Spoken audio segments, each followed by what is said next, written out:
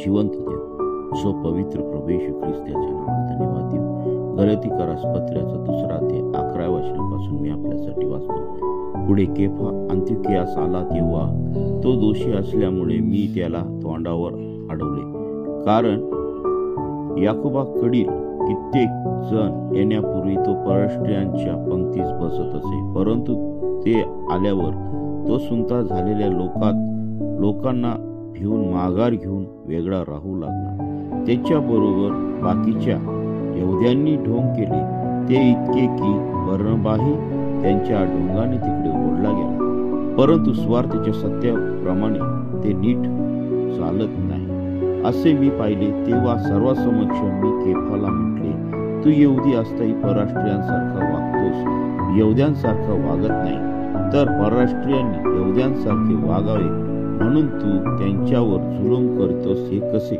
वाचलेले वचन देव बापा आशीर्वादित करो।